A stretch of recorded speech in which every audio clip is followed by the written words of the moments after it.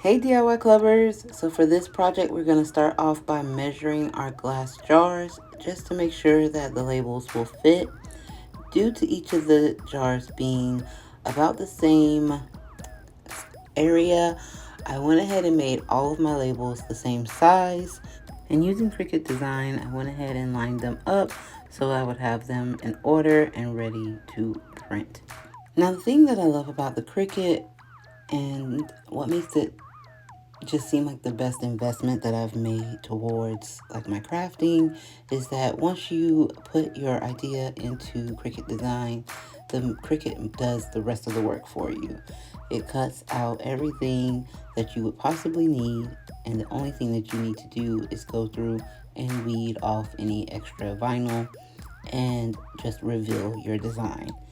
I will say that this has been one of the best investments that I've put into my DIYing, and I just adore it. It makes things so easy and allows me to create things that I definitely would not be able to do by hand.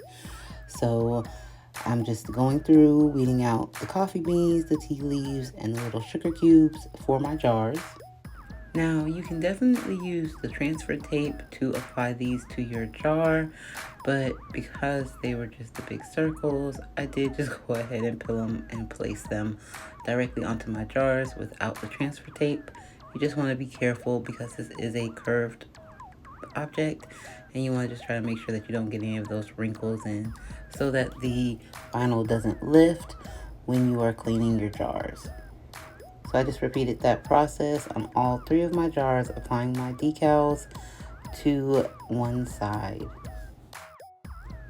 Now for the tray, I'm going to pretty much repeat that process. We're going to measure the width and the length of the tray, go and find our graphic. And guys, look at this graphic. Caffeine before adulting. I think that is so cute, and it completely explains how I am before starting work. If I don't get my coffee, I will not be doing any adulting.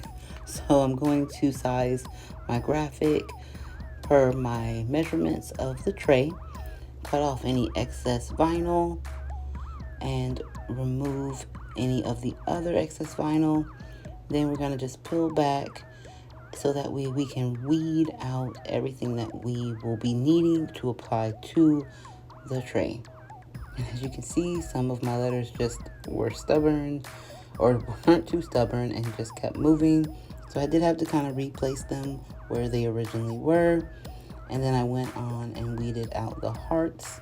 Once I got that complete, I did use the transfer tape this time because it's just too many different areas that the graphics were covering, and I wanted to make sure that they went ahead and covered and stayed in the same spot so that I could apply it effortlessly to the tray.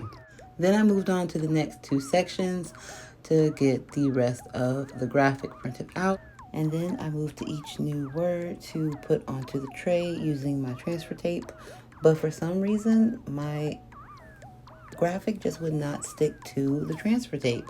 I had such a difficult time with this, going ahead and getting all of the letters onto the transfer tape to the point where I ended up just kind of ditching the transfer tape and using my little tweezers to go ahead and carefully apply each of the letters to the tray individually. I do think it was the type of the vinyl because of the glitter that made it hard to stick. So to finish up, I want to just add all of my different things to my jars. So I started with my sugar. I use raw sugar in my coffee, and that's the only thing I use. And then I want to show you guys what I'm using as my scoop. This is actually a baby spoon, but I love it because it is the perfect size to scoop out the sugar, and it allows me to not do too much. Then, of course, I'm adding my coffee to my coffee jar, and I am just going to fill that up. Fresh coffee actually works really great, and I have another little spoon to add my coffee to my filter before I add it to the Keurig. These spoons are great. The sizing is perfect. Lastly, I'm going to add my Tetley tea bags to my tea jar. and I just dropped those in. I believe that this will help keep them fresher for longer instead of just keeping them in the box that does not completely close and seal off any additional air. And look how cute the jar is, you guys. I love it. The last thing I'm going to add to my tray are my loose teas. I wanted to just set them there. I have a bunch of them. And then I'm going to add my fresh tea strainer as well. I found this in Aldi's and I thought it was so cute. It's this little unicorn and it just allows your fresh teas to not get all over the bottom of your cup. And I think it's a really great accessory to have, especially if you enjoy tea. So here is the completed DIY. This is I call it my coffee tray because I mainly do my coffee in the morning and my teas at night.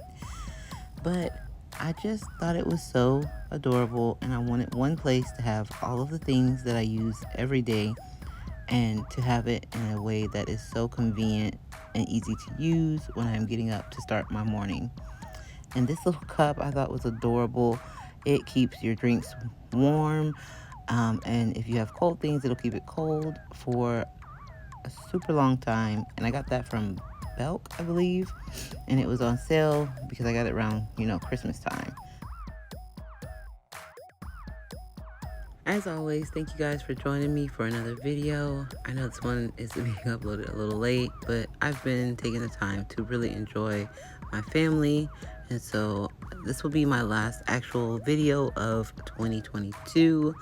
And to start off next year, we're going to do a recap of everything that we've achieved during 2022. And so I will see you guys next week. All right, love you guys. Wherever you are and whatever you're doing, I hope you're having a great day. And always keep creating. Signing off for 2022.